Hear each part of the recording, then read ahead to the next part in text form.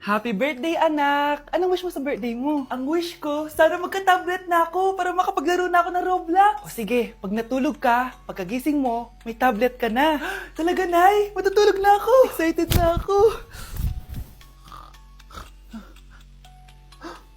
Totoo nga!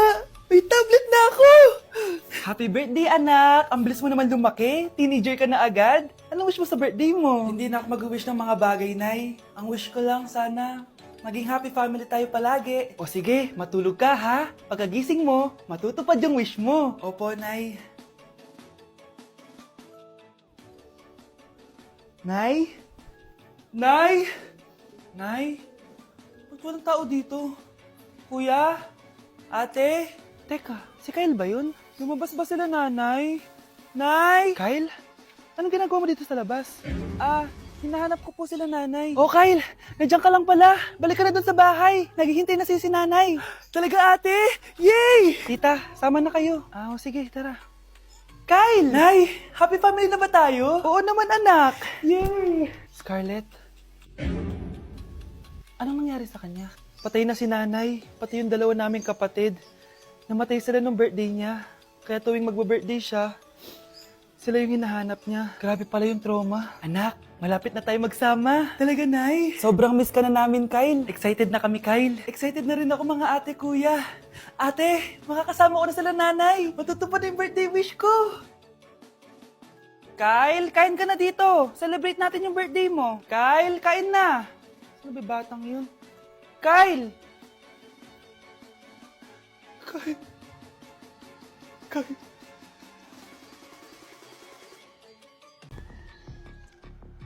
Balita ko, dyan nagtatrabaho yung dati kong asawa. Siguraduhin yung masisisante nyo yan. Dahil ayaw ko ng peste sa kumpanya ng asawa ko. Naintindihan?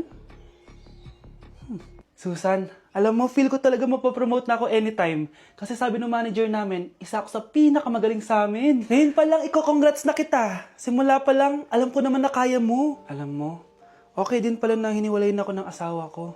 At this ngayon, alam ko talaga kung anong habol niya sa akin. Yun ay pera. Madami pang ibang babae dyan, ano ka ba? Tsaka ang importante ngayon, nakafocus ka sa pagpapaganda ng buhay nyo. Oh, luto na to. Kain na tayo. Yes po, ma'am. Okay po. Ma'am, i-hold ko po muna kayo, ha? Wait for a while. Sino itong tumatawag? Sir Ramon, may bad news po ako sa'yo. Ayaw ka po ng boss namin. Ano? Kaya tatanggalin ka sa trabaho. Anong tanggal na ako sa trabaho, ha? Utos lang po sa amin. Hindi pwede yun! Sorry sir, humanap ka na lang po na ibang trabaho. Bakit puro na lang kamalasan dumadating sa buhay ko?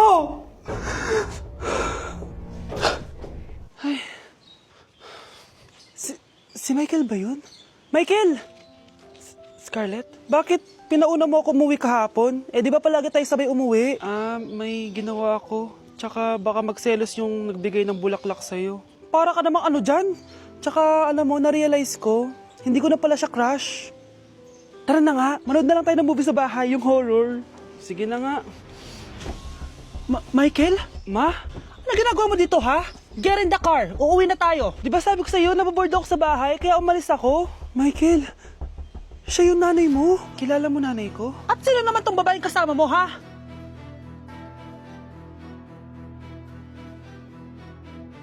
Nay, sorry.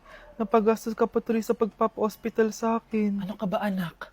Nawala na nga sa akin yung kuya mo, di ba? Ayoko namang mawala ka din sa akin. Hello po, good morning.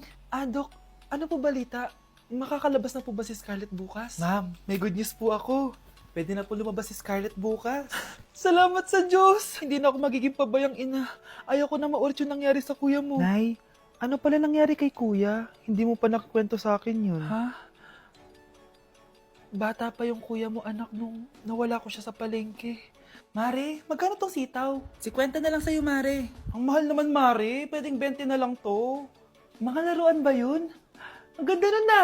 O siya, sige na, kumari naman kita eh. Ayun yung gusto ko sa'yo eh. Tara na, anak. Anak, anong lugar na to?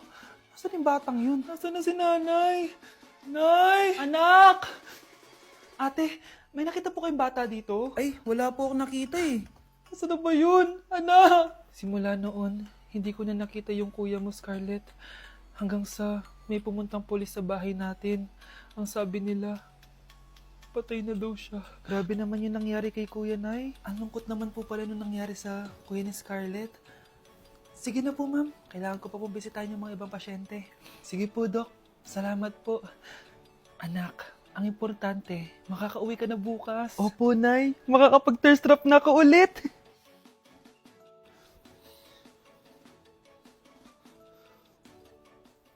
Anak, tara na, uwi na tayo. Nay, may pinapabigay pala si Doc sa'yo. Oh, ano naman kaya to?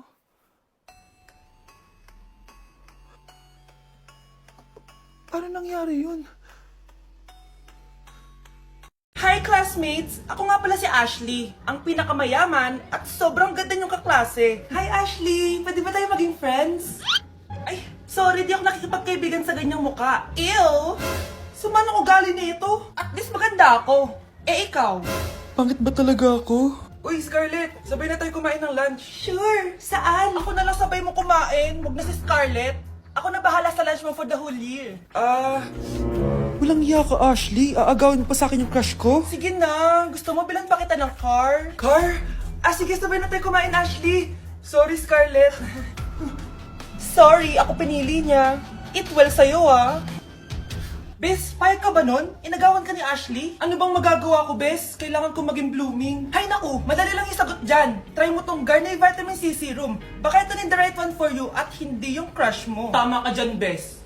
Kaso natatakot ako, baka lalo lang ako maging haggard. Don't be afraid to try new things kasi. Malay mo ito na yung sagot para maging fresh ka. Sabi mo yun na. OMG, ang fresh na ni Scarlett. Ano kayang ginawa niya? Paano siya naging fresh? Hindi pwede to. Oh, ano ka ngayon, Ashley? Mas fresh na si Scarlett kesa sa'yo. Scarlett, pwede ba tayong sabay kumain ng lunch mamaya? Che, di na kita kailangan. Sapat na sa akin ng Garnier Vitamin C Serum. Kasi it passes the hashtag Garnier yang che. Humanda ka na, Ashley. This is the beginning of my revenge. Anak, malapit na akong manganak. Magkakaroon ako ng kapatid, Nay. Oo, anak, magiging kuya ka na. Nakaka-excite naman, Nay. A few moments later. Mare, musta na? Uy, Mare, buntis ka din pala? Oo, Mare, malapit na nga akong manganak eh. Sabay pala tayo manganganak, Mare. Siguradong mas maganda anak ko kesa sa kanya. Di ka sure. Mas maganda anak ko. Magmamana ba naman sa akin? Sakit na dyan ko. Manganganak ka na? Darling, tulungan mo ako. Anong mangyayari, darling? Manganganak na ako, darling. Manganganak ka na? O sige, ikaw ka muna doon. Sakit na dyan ko. Manganganak na din ata ako. Manganganak ka din? Oo. Hinga kayo ng malalim ha, tapos ire. Sige, malapit na. Di ko na kaya. Darling, eto na anak natin. Ang ganda ng anak ko. Ang ganda-ganda mo, anak. Ba't magkamukha anak namin? Ha? Ikaw ba tatay nun? Darling, I can explain. Mare. Walang ya kayo. Darling! Mare! Magsama kayo. Anak, malapit na akong manganak. Magkakaroon ako ng kapatid, Nay. Oo, anak, magiging kuya ka na. Nakaka-excite naman, Nay.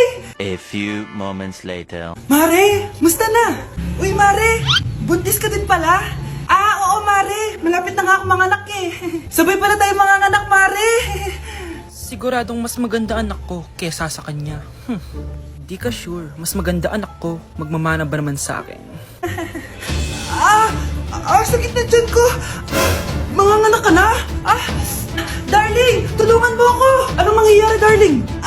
Manganganak na ata ako, darling. Manganganak ka na? O sige, ikaw ka muna doon.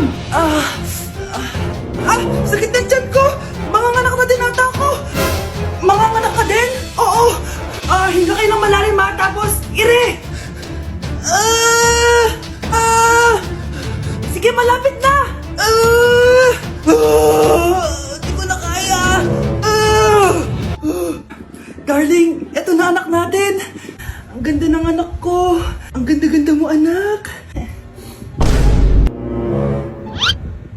Ba't magkamukha anak namin? Ha? Ikaw ba tatay nun? Darling, I can explain. Mare. Walang ya kayo.